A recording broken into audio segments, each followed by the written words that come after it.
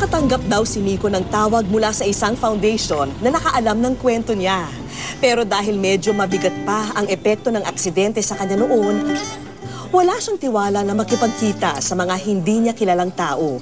Kaya nagpasama na siya sa amin.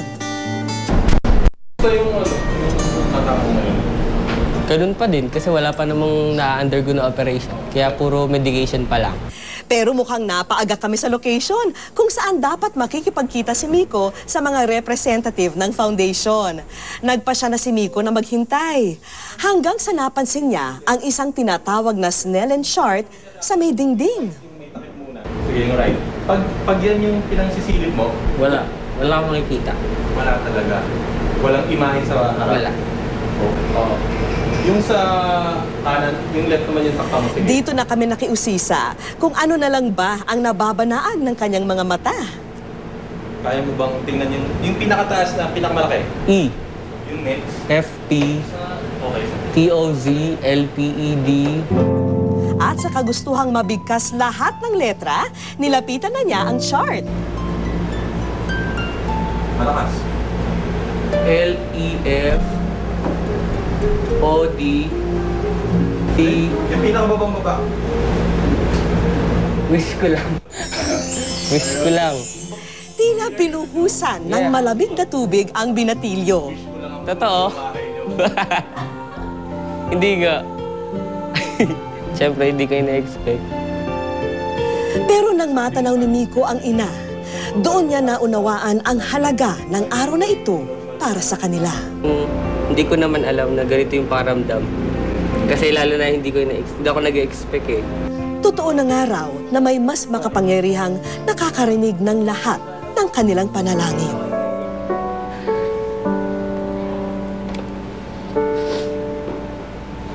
Sobrang hindi.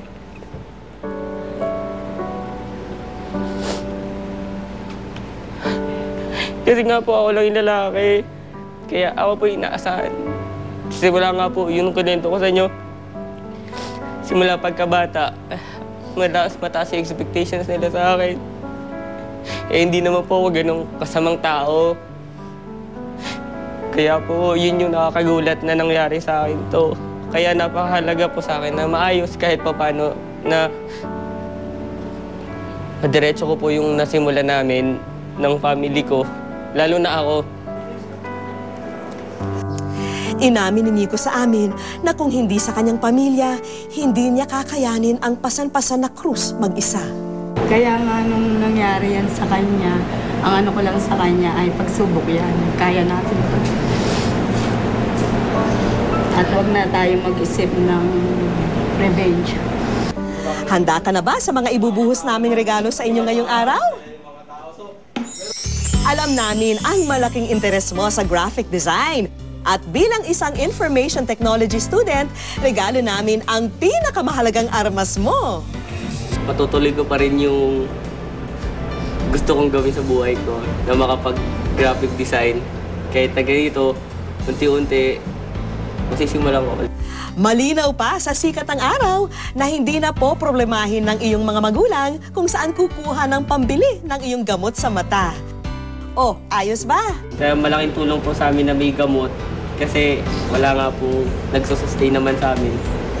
So, napakalaking tulong po sa amin, pamilya po yung mga gamot na binigay niyo po sa amin. At dahil maraming puso ang napukaw sa kwento ni Miko, isang espesyal na personalidad ang bumisita sa kanya.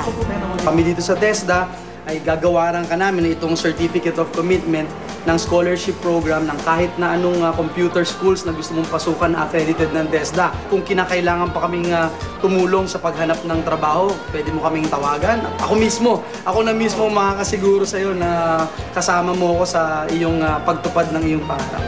Basta kaya mabuhay ka at pagpalain ka ng Diyos. Thank you, Pastor.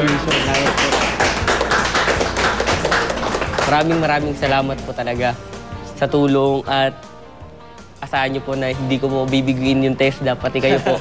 Salamat po. napagpala mo ko ngayong araw. Thank you. Oh, O wag kang kukurap, Miko, ha? Dahil hindi pa tayo tapos. Isang grupo ng mga eksperto ang kanina pa'y naghihintay sa pagdating ng binatilyo. Paglapag sa ospital, siya agad ang inasikaso. Sinusunog ng asido yung balat eh. No? So lahat ng mga area na natamaan ng asido, nasunog. Kikita natin, no? Medyo namumulan. Ang balat kasi pag nasunog, no? Nagkakaroon ng contracture. Nag-shorten yung balat, no? So makikita natin yung mga eyelids niya, no? Umigsi na. And kailangan natin kumuha ng balat sa ibang lugar at ililipat doon, no? Para dumami yung balat niya doon sa lugar na yan.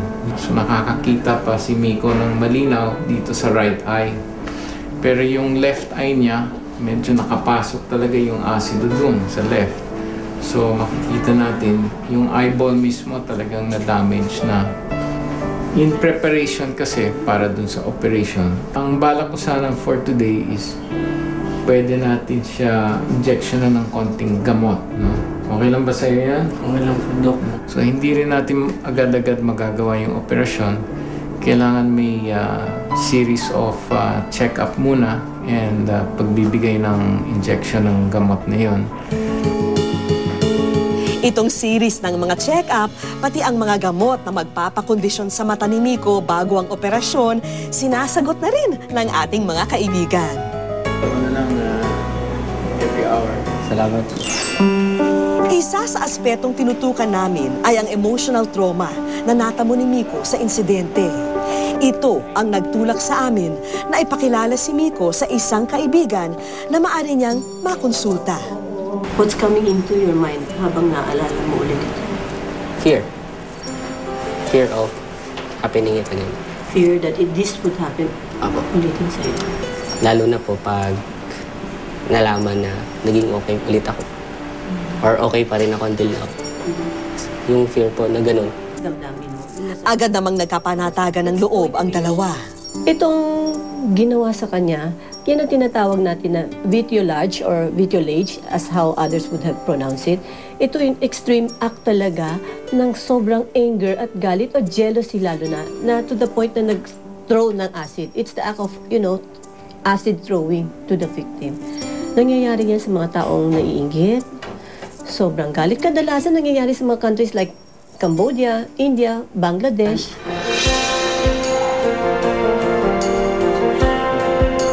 How about your hair, Miko? You're still good looking. Gwapo pa rin. Malaki raw ang maaring naging epekto nito sa pagkatao ni Miko. Si Miko is undergoing a lot of pain right now. But nandito tayo, hindi ko naman pwede sabing denial, no? But he is trying to be strong for his family. But most of all, he's trying to be strong for himself. Nakikita mo every word na ginagamit niya. Feel niya, it's painful for him. Nanginginig siya, and yet he tries to come up with a smile. Nahihirapan siya with the pain, yet he tries to come up with... Imagine, iniisip pa niya yung mga cameraman, di ba, napapagod. Ganun pa man, may mahalagang payo si Lilian Gee na makakatulong kay Miko na maharap ang buhay na may kapanatagan. In spite of everything, young as he is, dynamic, smart, intelligent, good-looking, nangyari ito suddenly, the world became the total of opposite, di ba? And yet, nandoon, there's tiny spark of hope. Yan, tiny spark of hope ni Miko ang gagamitin natin para dahan-dahan makaahon siya. Dahan-dahan siya makarecover. It's so simple. If you don't know pain, how will you know there's hope? Let's give Miko a chance. Let's make that small hope inside his heart grow bigger every day. So much. Ay guys, salamat. Siguro hindi ko kayo madalas makikita pero ngayon nagpapasalamat talaga ako. Hindi ko man kilala kayo by name, malabo man yung mata ko.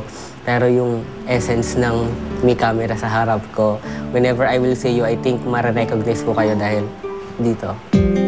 Bagamat napakalaki ng pinsalang idinulot ng asidong isinaboy kay Miko sa kanyang paningin at itsura, nananatiling malinaw pa rin ang landas na nais niyang tahakin. Alam niyang magiging mahirap ito, pero pikit mata niya itong aabutin. Wish ko lang.